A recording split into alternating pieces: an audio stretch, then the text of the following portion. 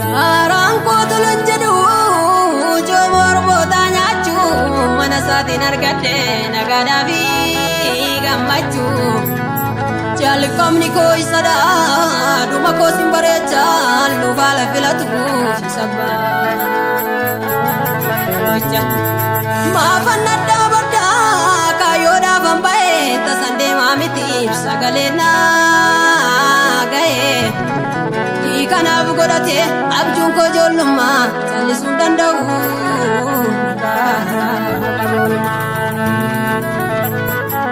Akkamittan dagaddaa icciitii guyyaa rakkoo firaa firiyaa mitiis itti mure dhimma koo. Kanaaf siifan hojjedha hin ilaalu waa biraa abdiinaaf ta'e Yesuus fira koo isa jira. Anoo joortuun ta'uu biyya lafaa keessa jireenyi kan jiru sagalee isaa keessa. Ofiisaaf gorsaadha jecha sin filatu iddoo kakuu koo diinni sinilatu. Jaalalli na jaalate firaaf lammiidhaan hin dhumne jecha kasaam na raawwate beellameetu narraa nafne. Kanaaf danda'een ta'u yeroo hundumaa na weeddisa anan jedhu na wallaale eebbifamu garbuusa eebbifamu garbuusa. Alaazeer du'aa fulbureessi boolla dhiigee kaase dhukkubsata waggaa 38 sisiree baachise. Dubartii waggaa 12 irra rakkachaa jiraatte sharshara wayyaa keetu naaf fayyina shilaatte.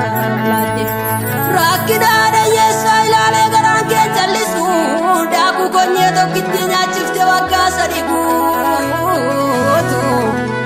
Obsaan taanis eeguun kakuu namaa biqilcha furkaan goge gadhiifame ijoolleen gooftaa.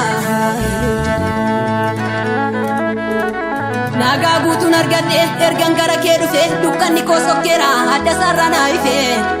Ergan abbaanaaf ta'e eenyumtuu natti hin buutu kunoo boroon diimateera isaan na baadatu.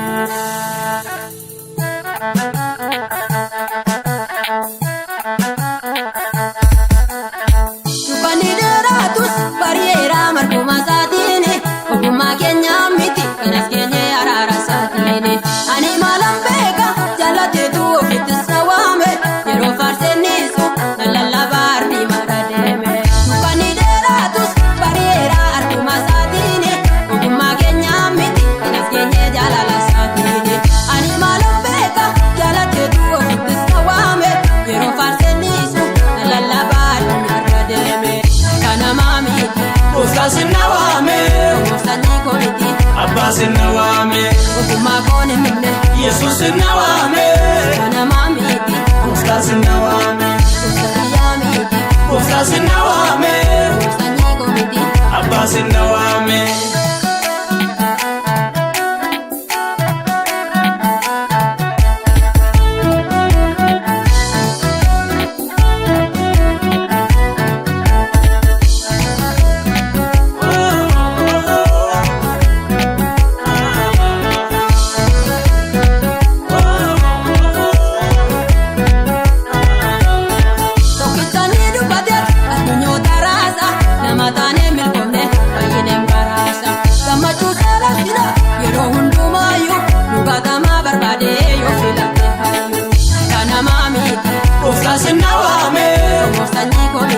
Abbaan na waame ogummaa koo hin himne Yesuus na waame kana maamiti Gooftaan na waame sanyyaa miti Gooftaan na waame sanyii koo miti.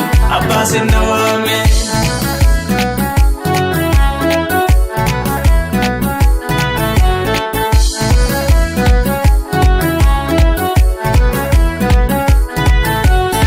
Komintaa sin qabu hundumaafuu qixa ilaalchisa namni tola Yesuus nama raaraa hin jiru bineensa.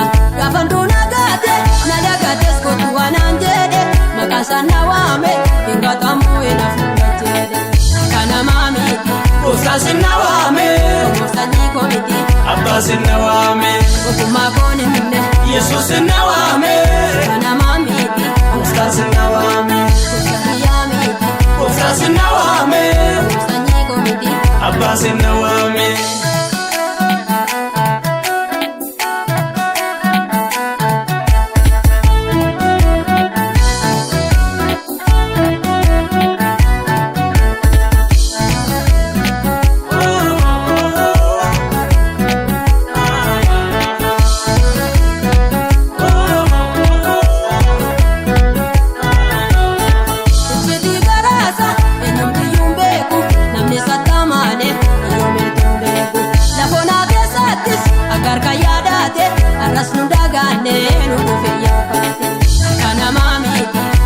sinna waame. Sanyii koomiti Abbaa sinna waame. ogummaa koon hin dhumne Yesuus sinna waame. namaa miti Gooftaa sinna waame. sanyyaa miti Gooftaa sinna waame. sanyii koomiti Abbaa sinna waame.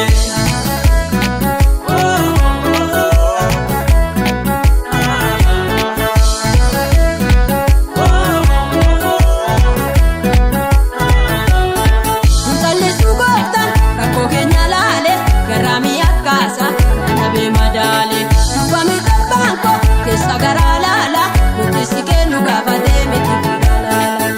Bariitu dhufee Barii ganamaa. maqaa Yesuusiin Irruu guutamaa. bariitu dhufee Barii ganamaa.